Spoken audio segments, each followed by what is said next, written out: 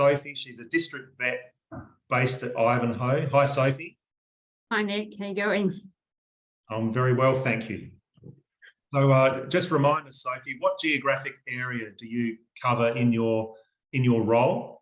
Yeah, sure. So I'm one of the 3 district vets with the Western Local Land Services. So we cover the most western 40% of New South Wales. So if you kind of cut a line down from Burke, Brewarrina, and then down to the Balranald region, we cover everything west of there to the SA border, up to obviously Queensland and down to Victoria.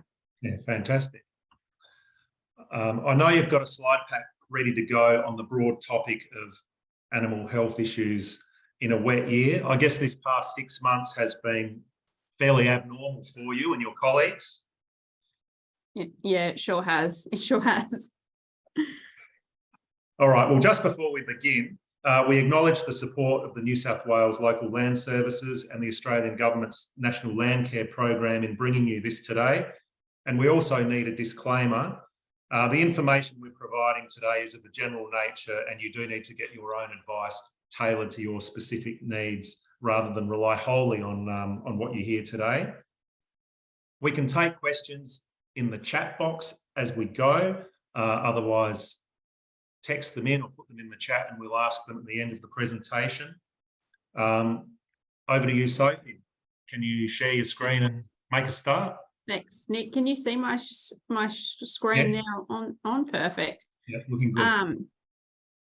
So what we'll do is we'll cover briefly, because I know some of the producers listening would have already been through a lot of the flood and the wet conditions, and some will be a little bit drier. So I'll just make some points throughout that. Most of it is obviously covering wet conditions, but I will make a few references for drier conditions for those who are now had the tap turned off since about October.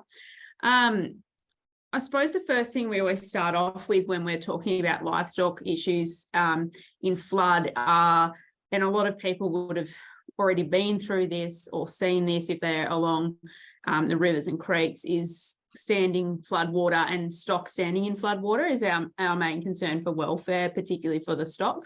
So some really good rules of thumb, and we have a resource called Flock and Herd. It's available to everyone. It's online.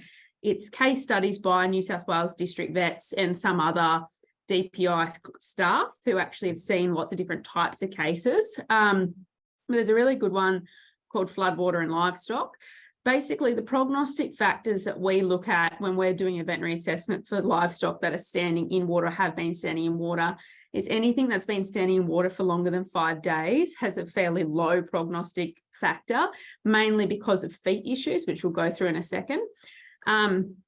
As a rule of thumb, black country normally has more issues than red, like sandy loam soil country, which is fairly, common sense. I think most people would understand why that is. Any animals that are in floodwater that are bright and alert and still have mob instincts and will run with the mob if you're mustering, they have a lot better prognosis than if they're all scattered and lethargic. If you're seeing sheep with green tinged wool and you're not sure how long they've actually been in water for, generally that's an indicator of being in water for longer than 7 days. So obviously not a great prognostic factor. If stock, sheep, cattle, goats, pigs, whatever's actually in the water actually have neurological signs, that's an indicator of a metabolic disease. So maybe like a ketosis, because they're not actually eating while they're standing in the water. So it's not the best indication of survival and future productivity. And anecdotally, one thing we have learned, I've been talking to a lot of producers about who have had to push stock through water if they couldn't get it airlifted. So this image is an image of sheep being airlifted with a chopper. Was full wool sheep. A lot of producers were comfortable to push sheep through water for about 20 minutes because they had some type of buoyancy. But after 20 minutes, they said that's when it was really hard for them to actually push sheep through water because they started to get quite to sink. So that was just something that I hadn't really covered before, and something that most people will probably find interesting too as a good rule of thumb.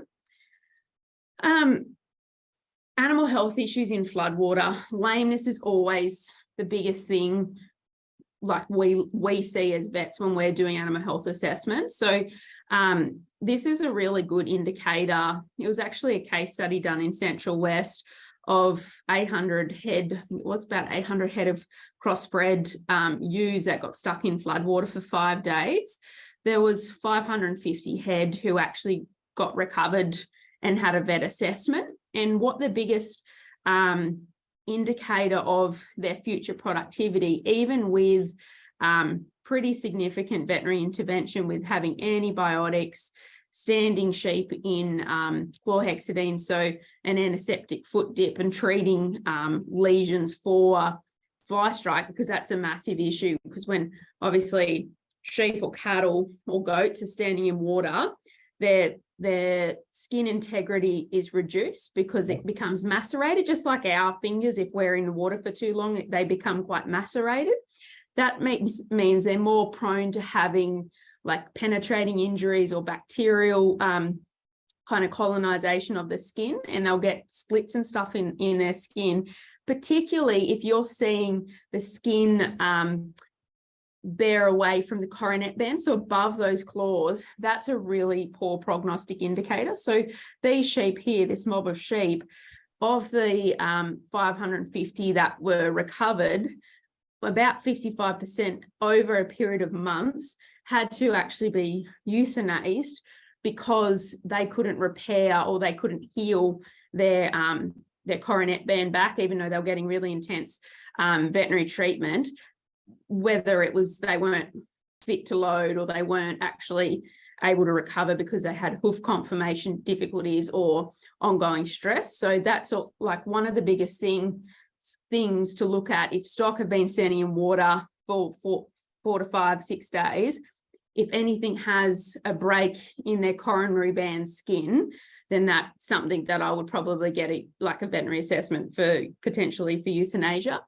If they have, which is the left-hand picture, so you can see that the skin's degloved back, the picture in the middle and the picture on the right-hand side, they're a really good indication of how skin will, when they've been in water for a prolonged period, will like basically just flake off. But if it has good intention and the skin can granulate over, so they're back on dry land and they might be getting some antibiotics, sometimes you'll actually get fully recovered stock. So just as long as it's not attached to that hoof wall, so the integrity of the skin around the coronary band is good, generally your incidence of getting all prognostic factors, there's a lot better. Now that's the most severe kind of lesion, foot lesion you'll see.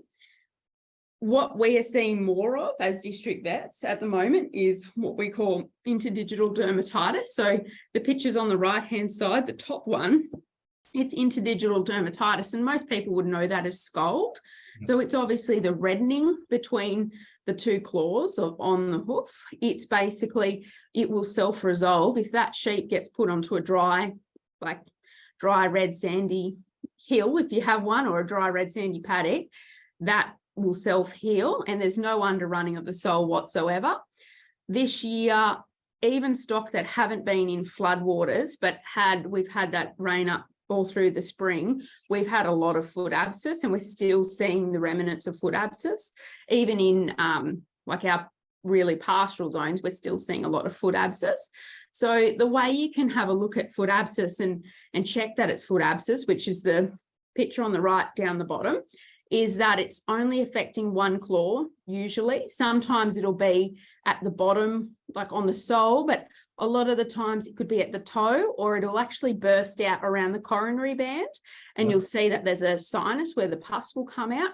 Generally there will be pus, but in this picture, it's actually, it was taken by one of our district vets, the vet who covers the Baronga area, Trent, and it's got good granulation tissue. So that reddening, that although it looks very red and raw and sore, it's actually great tissue because it's healing tissue.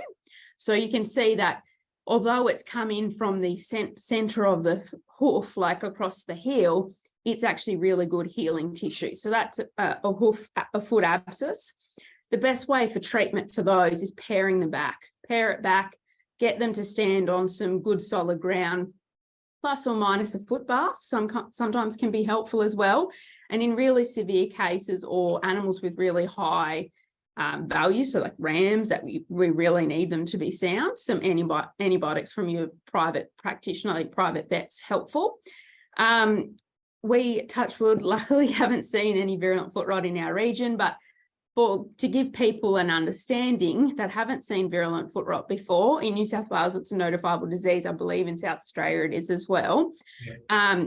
It will have complete underrunning of the sole. So from the heel back up to the toe, and there'll be no granulation tissue. And there's generally not any pus unless there's like a secondary infection happening there, or it might be fly blown. That's pretty common, but generally it will affect both claws and more than one foot. And obviously the top picture on the left is a normal sheep just after it's had its hooves paired. So if you just interrupt, are there any breed, have you noticed any breed differences in the way sheep are surviving the wet conditions and their feet? Yeah, so not particularly breed differences, but I would say line differences and what people have actually culled on before. So people who have really good shoulder and hoof conformation, I think have come through, like their flocks have come through a lot better than flocks that people haven't really put an emphasis on good hoof conformation. So your meat breeds sometimes don't always put conformation on feet, as like foot conformation is a really high kind of index, and they probably have had more issues. But in saying that, it has been widespread across every breed. And also cattle, we've had a lot of foot abscess in cattle as well, like significantly lame cows that have needed hoof trimming and antibiotics as well. Mostly the heaviest animals have the most issues with foot abscess. Yeah. Just because obviously heavier animals generally are harder on their feet. Internal parasites has been a massive issue for us in the since last spring really, or before last winter, last spring. Obviously roundworms have been a massive issue in both cattle and sheep, but in particular, so barber's pole being important across both cattle, sheep and goats. In particular though, barber's pole and black scour worm have been really affecting mobs of sheep and goats in this Western Division area. After flooding though, you also have to consider stuff like lungworm as well, which I haven't actually diagnosed any, but it is widely reported in other areas as a problem post-flooding. So being on top of your worm burden is really important. So that picture actually in the center of the page with the green circle around it, that there is actually a strongyle worm. So it's that really fine squiggly line. It's probably a brown stomach or a black scour worm. Trent took this picture, so I'm not exactly sure which one it is. Without a microscope, it's hard to tell visually anyway. But it's, they're very hard to see, but worm egg counts in sheep are really quite accurate because they have such a small amount of volume of feces output compared to the number of eggs that they can have. In cattle, it's less specific or sensitive because, less sensitive, not specific, because they have a lot higher volume of feces. So you won't get as good a result. However, I've still been encouraging worm egg counts in cattle during this flood season because of how wet it has been. And a lot of our worm burden we didn't have a hot summer really. And a lot of the pastures have had some type of moisture with them. So this is just an example of a worm test that was done in a mob of goats. So it's been pretty common of what we've actually been seeing. An average strongyle, so roundworm, so it's your barber's pole, your black scour, your brown stomach worm, egg count per gram of 1,400. But within the mob of 10 that these people have sampled, you've had variation between 40 to 2,440 eggs per gram, which we have been seeing since about October last year as a really big variation within one mob.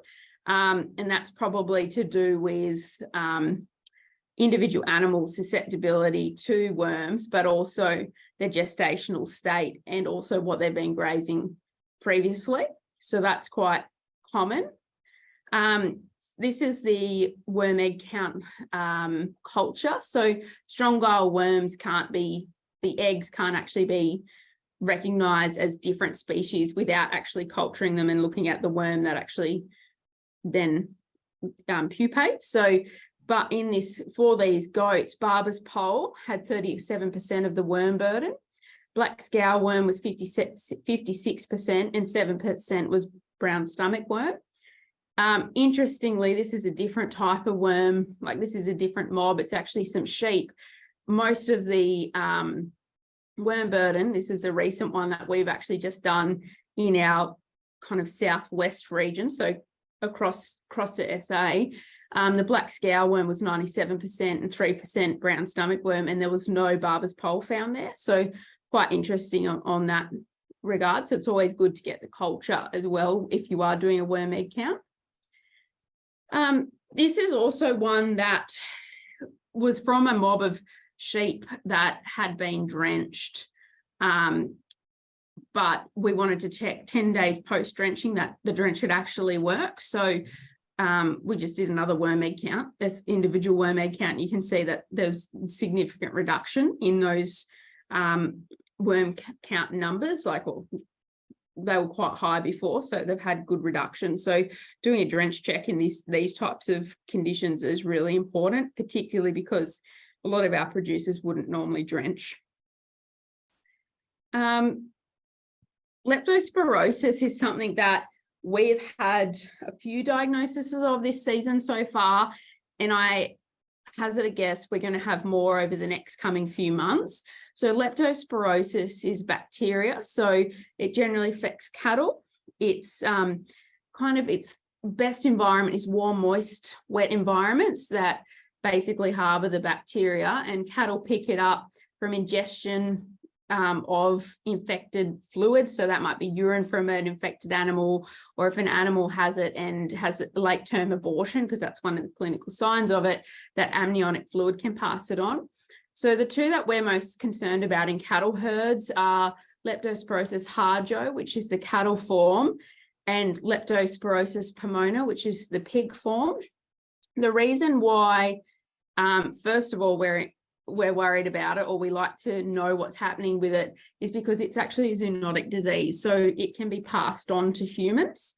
So anyone who's pregnant needs to be really careful, but regardless, you still can get disease, like humans can get disease from a leptospirosis infected animal. So in calves and younger animals, generally it's fever, lethargy, hematuria, so blood in the urine, and you may get some deaths in your calves. That's what you might see.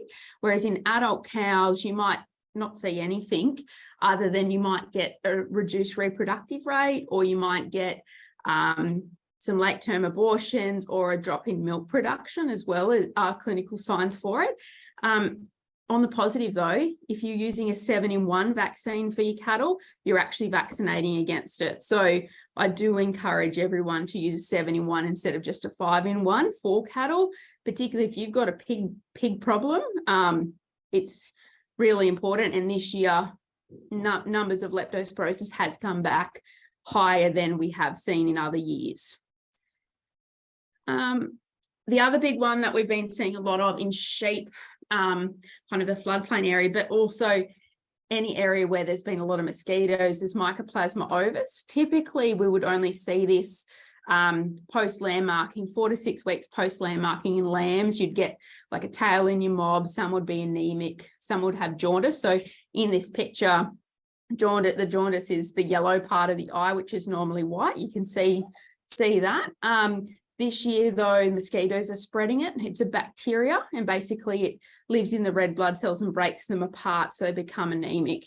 There's not a lot, unfortunately, you can do for prevention of it when it's seasons like this, other than trying to reduce your mosquito load. I have anecdotally heard some producers have like burnt bushes and like piles of pyres, basically bushes and stuff, to try and get the smoke so that the sheep can stand near them, just so they get a bit of a reprieve from the mosquitoes. But all of it's obviously anecdotal of what you can actually do for them.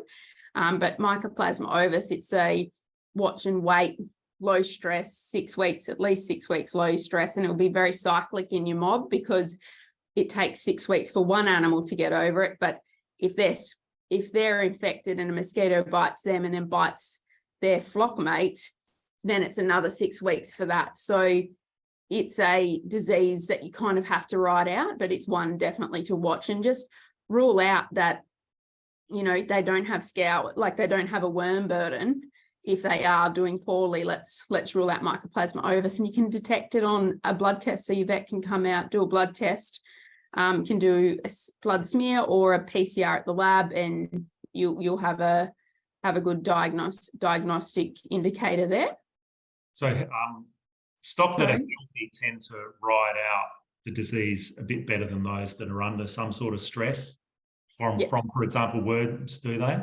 Yeah, definitely. So anytime you can improve their immune status, they will get over a single disease better than if they have a comorbidity. So if they're getting a good quality diet with a decent amount of protein and energy for their class of animals. So obviously if they're a younger animal, they need more protein. If they're an adult ewe that's about to land, they'll need more energy. If they're getting the right nutritional factors, plus they don't have a worm burden to deal with or some type of mineral problem, you'll be able to get through a cyclic disease like this a lot better. And are you seeing your client base actually shifting sheep away from the more mosquito-infested areas over the last 6 months? Yeah, definitely. Some people haven't been able to change where they are because their whole property is, you know, either has water over it or has had water over it, or there's standing water in every area. But people are doing what they can to make sure sheep are in paddocks or in areas that are that has a lesser density of mosquitoes. But it's pretty difficult in some situations. It is pretty difficult to actually sustain, like practically do that. Yes. Yeah. Right. Sorry to interrupt. No, that's okay. We'll go through some of these other health issues in floodwater. So pneumonia, which is pretty common post-flooding, but we were actually having a quick discussion before about summer pneumonia, which does happen not in flood seasons, and a dry summer can be a dry summer or this period of time, late summer going into autumn, that is dry. We do get some summer pneumonias in sheep, which is just it's either bacterial, viral cause, and it's because of high temperatures and they can't clear the dust from their lungs. So pneumonias is one thing, and that can present, because sheep and cattle are prey animals, it actually presents as you know, a tail in the mob and just a poor doing tail. Sometimes you'll get sporadic deaths, and generally when I get a call, it's I've had 1 or 2 animals die. There's a little bit of a tail, but I don't know what else is happening. Sometimes they'll have nasal discharge or coughing, but not always. So getting a post-mortem done by your vet's really good, because you can culture the lung and see what actually is happening there. Pink eye, there's been a fair few reports of pink eye in cattle, not so much in sheep, which is quite interesting in this last few months. There's a lot of seed around though, so there is obviously will be a lot of seed in carcasses. So if there's a lot of seed in carcasses, there will be a lot of seed in sheep's eyes, but pink eye has been more widely reported in cattle. There is obviously a vaccine for cattle, pink eye in cattle. So for your Moraxella bovis and Moraxella boviculi, which are the 2 bacteria that cause pink eye in cattle. Different bacteria cause pink eye in sheep, but similar etiology: flies, dust, any irritants. Yersiniosis, I haven't diagnosed any yersiniosis, but it's quite well reported that post-floods where there's been mud laying over grazing areas, so mud on top of pastures or on top of burr country, Yersinia is a bacteria and it causes scours. So it's one to actually rule out. If you've got scours in sheep or cattle, it's a good one to rule out that don't have a bacterial cause of scours, because it's not always worms, particularly if you're on a flat where the floodwater's receded.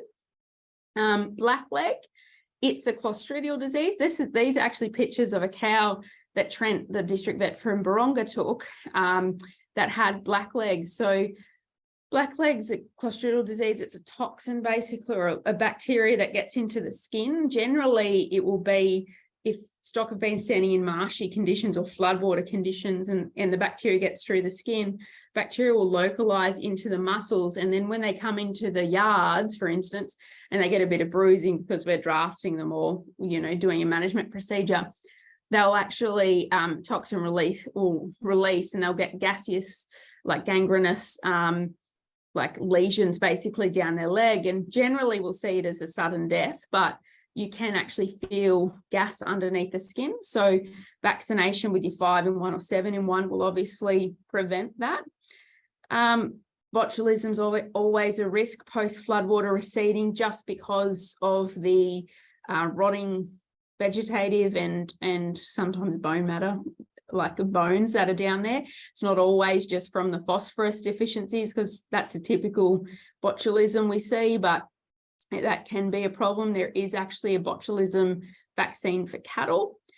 Mastitis, particularly in our region, unless your cows have been standing in water, the biggest risk for mastitis is lame cows, because if they're lame, they're more likely to lie down. If they're lactating, their teat ends are open, they'll get environmental contamination. And plant toxicity is also important, because you'll have new weeds coming onto your property through floodwater. But if you're adjusting your stock elsewhere, your stock may not realise the toxicity levels of some plants if it's in a totally different area, because they're novel. So just watching plant toxicities as a problem. I know the last lot of flooding that there was, we had a lot of heliotrope toxicities, like copper toxicities from heliotrope, which is a pyrrolizidine alkaloid that ruins the liver basically. And we had copper toxicities in sheep.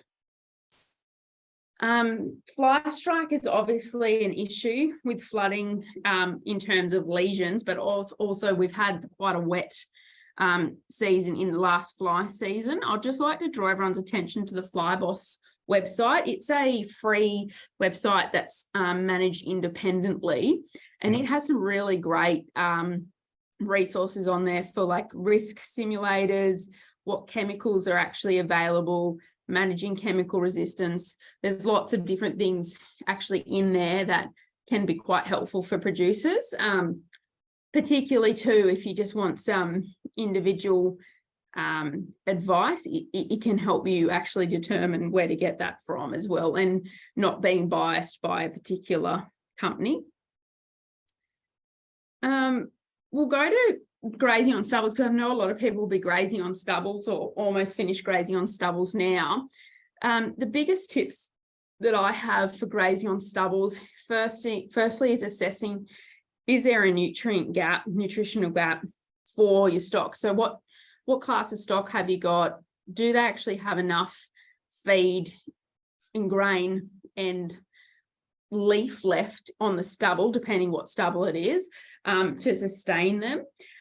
Interestingly, the AWI has a really good resource called Grazing Modern Stubbles Handbook, and it helps you actually determine how much, like how long stock could actually last and how much usable feed is remaining in that standing stubble. It's probably a really good rule of thumb, or a really good resource. I know Murdoch Uni had a rule of thumb for winter cereal crops, for like particularly oat stubbles. They need 5 to 6 grains per square foot to maintain weight. That's just your average dry sheep. So that's quite an interesting just rule of thumb when you're going in there. But a lot of the times with obviously modern harvesters, you won't have a lot of grain left unless you've spilt some. You shouldn't have a lot of grain left. So a lot of what they're eating is that leaf that's left or weeds. So you obviously have to be on top of that. The risk of acidosis is quite important for grain feeding, particularly too, like I have sheep in on crops at the moment, like stubbles at the moment, I also put a grain feeder in. So whether it's having grain feeder in while you're also grain feeding, trail feeding grain, or also just feeding out grain, like introduction onto that stubble, I always treat it as if you are starting those animals off feeding on grain, like a full grain ration. So making sure there's adequate roughage in the diet with a quality roughage that they're going to go to. You may have to try and improve the palatability of that roughage by putting some salt on it or putting some molasses, depending what it is, to try and get them to go there. I always recommend having gut fill before they actually go onto the paddock, so they don't go and gorge themselves. So if you know you're going to move them, make sure they've had a good amount of feed of, hay or grass, hay, dry grass preferably, and then they can go out into the stubble is always really important. And then obviously you can put, if you're putting grain feeders out, doing buffers with your grain feeder or coating the grain with calcium lime, so that you've actually got a bit of a buffer.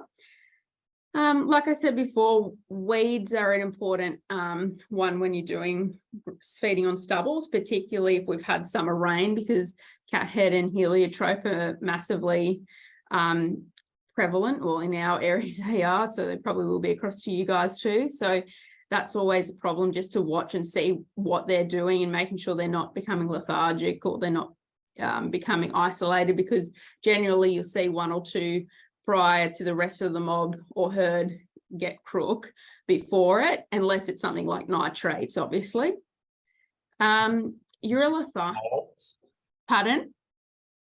Well, with the wet summer that we had and the wet spring, are you seeing any issues with molds or mouldy hay or, I don't know, anything that's seasonally relevant? Yeah, not really, actually.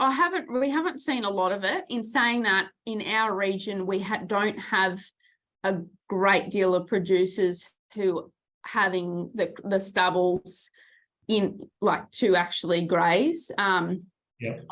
And I haven't heard from the other vets in our district vet network that they've had a lot kind of that would actually be comparable to it. A lot of the times though, the times I have had mold issues have been more associated with younger sheep than older sheep, and that's probably because they're more indiscriminative in what they're going to, or they haven't learnt that they can't eat that type of mold or whatnot, because they're generally pretty good at working out what they do want to do or don't want to eat. Urolithiasis or water belly is basically just urinary crystals that form because winter cereal crops generally have high phosphorus and lower calcium, and they also generally have high silica rates. So basically there's a solute that forms in the urine, and it'll travel down till the urethra, which is the narrowest part of the renal system, and just have a blockage. And a lot of the times when you see it, you'll see it'll be male sheep, so wethers and rams. So you can get it obviously in bulls and steers as well, but you'll see them having a rocking horse stance, and they'll be hunched and quite colicky, and then all of a sudden they'll look recovered, and then within few hours at the most you'll start seeing them becoming erratic because they can't clear that or the urine, because their bladder will actually burst if it gets too bad. But there are treatments available, and making sure that you've got a good amount of water available is helpful to help flush those solutes. And depending what type of solute it is, providing more calcium can be a good way to prevent against that. Mineral and metabolic diseases. So the biggest things on stubbles that I have had to go to every year, this year is no exception, is hypocalcemia, so low calcium in your sheep. Can get it in cattle too, but a lot of the times when I've seen it, it's been in sheep grazing stubbles, because obviously they're easier to actually get around the stubbles. What you'll actually see, and it's hard to differentiate them at first between a mineral and a metabolic disorder, but a mineral disorder that we see regularly is obviously low calcium. Generally, they'll become lethargic. Sometimes they'll become back at the back of the mob. If you're moving them, they'll become staggery, so they won't be able to walk properly. They'll go down. they become unresponsive very quickly, and generally they'll be dead within 24 hours. Sometimes you'll just find them dead. And a lot of the times that I have seen is people who graze them on stubbles, take them in for shearing, so merinos in for shearing, and they'll just die on the boards. And that's generally what we see with low calcium. The good thing about low calcium is we can treat it. You can have your flow pack, so your 4-in-1 flow pack, which is your glucose, calcium, magnesium, phosphorus in a bag. And you just buy it from your rural reseller or your vet. And you can put, for an adult ewe, normally I do 100 to 150 mils under the skin. You can do that 2-3 times a day. Generally, that will be enough to sustain them. If you've got a whole mob that's down, though, I would recommend calling your private vet, because they can do IV calcium injections, which they stand, generally, if you get them soon enough, they'll stand up, they'll walk away, they'll be fine. I don't recommend doing IV injections for people straight, like for producers to do that straight up, because you can give them a heart attack if you do it too quickly. So probably get advice from your private vet if you do have that issue. You can differentiate that from your metabolic diseases, or so ketosis is the other one that we do obviously get on stubbles, because we might have a mismatch of what they're actually getting fed / what they can graze and what their nutritional needs are. So that's your twin lamb disease basically, and it's actually low energy, so it's not low calcium, it's low energy. I treat it pretty similar to low calcium really, by giving them 4-in-1 under the skin again, and then I use a propylene glycol, which is like your ketol or your ceton, as a drench if it's really warm and they're down for a few days, because they generally are quite bright and alert but they just can't get up. I'll give them electrolytes as well, and give them good quality access to, some grain or some good quality hay as well. And generally I'll try and get them up twice a day if I can, and move them on to the other side, so that to the other leg if they're lying down, so that you don't get compartment syndrome, which basically is inflammation of the muscle cells within the muscle sheath, just because there's no blood flow. Just because there's no blood flow there. So, matching the energy requirements and knowing what is actually in the paddock is really important. And just getting a feed test too on your grain. If you're going to be feeding out grain, get a feed test on your grain, just so you can make sure you are matching what they need with what they actually can get. Pulpy kidney, we've had a lot of pulpy kidney, I must admit. And a lot of it's been on grain feeders when people have taken out the top line of their sheep from the mob, and then it's changed the flock structure and their eating habits have changed. So pulpy kidney is enterotoxemia. Most people would have seen it. Sudden death. It's, feeding, gorging themselves. It's normally the biggest lamb. And it's very annoying to see the biggest lamb die. You get the pulpy kidneys that you can see in these images here. But you also get what we call fibrin clots in the pericardial sac. So the sac around the heart in the fluid. On the left-hand picture, there's like that white kind of string-like little object in there. That's fibrin. So that's what you'll get with the clostridial disease. In the intestinal tract, you get the mucoid kind of pinky cream ingesta. You'll get some hemorrhages on the outside of the heart, which is the third image across from the left, and you'll get a lot of hemorrhaging in the heart if you do cut it open. And obviously a pulpy kidney can be vaccinated against with your normal clostridial vaccine. So they're probably the main ones that we actually see with grain, like on stubbles for stubble feeding. I've just popped up there the district vet contacts for our region and where we all are situated. So if you've got producers in New South Wales that have livestock issues on a herd or flock level, just they can give us a call and we can help them out there. Fantastic, Sophie. Thank you for that comprehensive and very interesting talk. We've had a few questions come in from the community. Yep. I mean, the first one is, what do you do to avoid the hypercalcemia? I know a lot of people use loose licks, but do you have a sort of a go-to approach Yeah, I sure do. Sure do. So on stubbles, my rule of thumb loose lick is, this is a loose lick, is 2 parts coarse salt.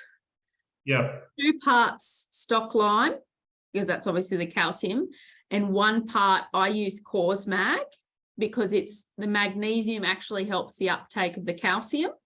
You don't want more than 30% of Scours mag in there because it will make it bitter. Yes. And you can mix it up.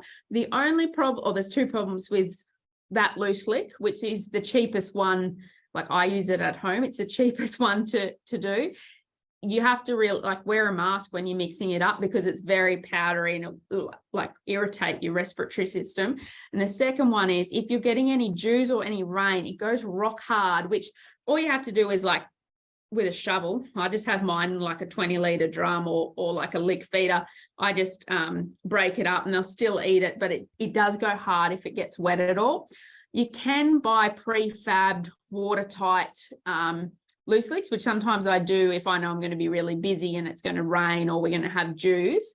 You just want to make sure they've got enough calcium in it, that's bioavailable calcium, so they've got a significant portion of it as being calcium. You can use blocks. I'd be more favourable to use blocks for cattle than I would for sheep, just because A, you're paying for the molasses, which is expensive, but B, it's variable the amount of sheep that actually eat a block. Like I think the data show that 20% of sheep won't go to a loose lick or a block anyway, and that's high actually with blocks than it is with loose licks. And B or C, the third point is sheep actually have to eat a hell of a lot of the block to get the same amount of calcium out that they would if they just did 1 or 2 licks of a loose lick. So the bioavailability in a loose lick is generally higher than it would be in a block. So yeah, for calcium, we can't do anything about winter cereals. They're always going to have low calcium, higher phosphorus, which will compete to each other. Always have your loose licks out. I put mine out all year round for every class of stock, and I have not had one issue because we are extensive area. It's different to the dairy game in that we don't know when exactly they're going to calve or when exactly they're going to lamb. So I have mine out all year for everything. Thank you. Hey, we have another question here. Do you think the prevalence of DAGs last spring was due to worms or extra juice in the feed?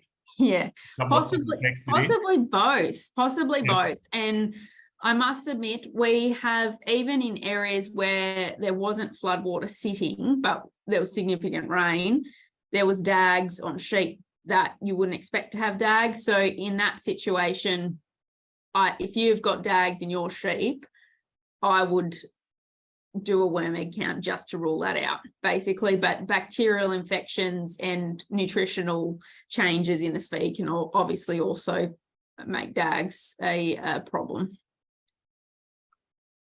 I'm just having a technical issue here where my screen's gone blank and double clicking doesn't seem to fix it.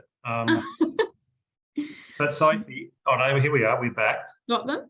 Someone's written in about click resistance. So I did a little Google on it. That's dicyclonil, it's the active growth regulator. Is there resistance out there, and is that of concern? Are you seeing any of it? Look, anecdotally, there's definitely been reports of all different types of treatments having not as effective periods as what's on label claims. There isn't any, to my knowledge, there isn't any published data on particular products, but what I would encourage people to do is Narelle Sales at DPI, at EMAI DPI, she's actually does where you can do resistance testing for maggots in your flock. So they will actually test for dicyclonil, cyromazine, ivermectin, spinosad, and like imidacloprid as well. And you can actually see what the resistance is in your flock, or the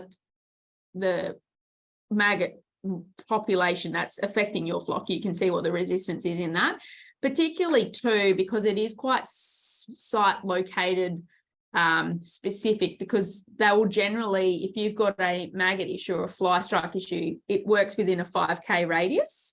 So generally it'll hatch and they will only go to that 5K radius. So anecdotally, yes, there's been lots of reports of fly prevention not being as effective this year as it has previously because of all the rain.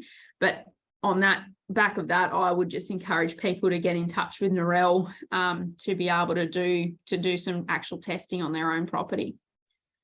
And in a similar vein, drench resistance is a concern in the high rainfall zone. I saw you'd done a drench effectiveness test in the Western Division.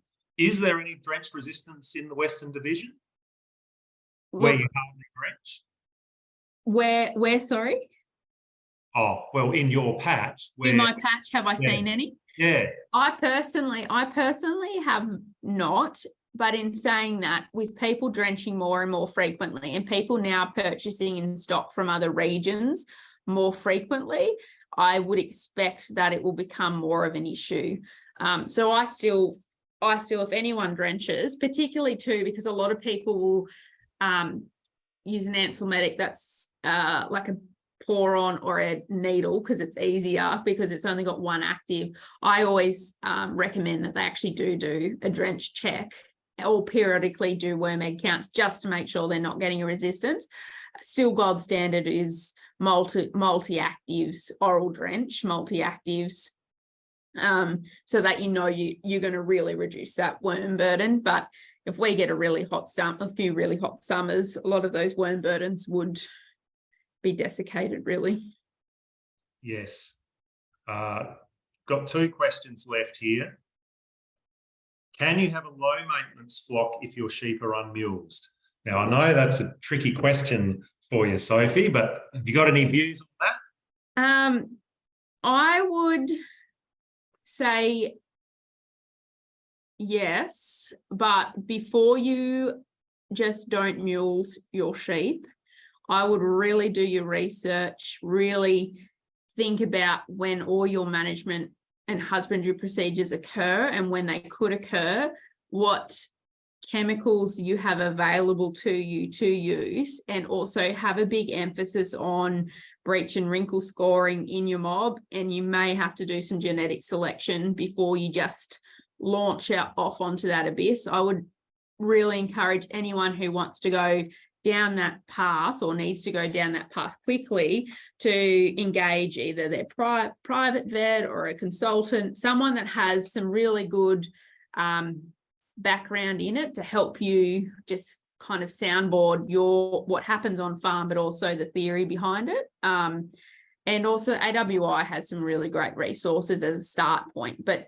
yes, I think you can have a low maintenance flock that's unmulesed, but you need to have a lot of groundwork done before you just launch straight into it. And finally, looking into your crystal ball, has the big wet of 2022, is it going to have much impact on stock performance this season? I mean, I don't know. Are the ewes in good condition, for example? No, well, to be honest, I think a lot of my conversations, or in my area anyway, lately has been, this is the best season we've seen it, and these are the worst lambs I've had, or the worst calves I've had. And I think a lot of that in our region, like the little patch that I want to cover, a lot of the patches to cover, it has a lot of spear grass or a lot of seed. So that's been an issue. The mosquitoes have been an issue. Anything that was born, particularly sheep, I'm talking, because we majoritively have sheep in our district for what we do, like what I see. Anything that was born kind of and was up and running before all the real bad mosquito and seed issues happened, they're up and going, they're fine. Anything that was born kind of August, September, and then got marked around October, November, December, they're having more of an issue.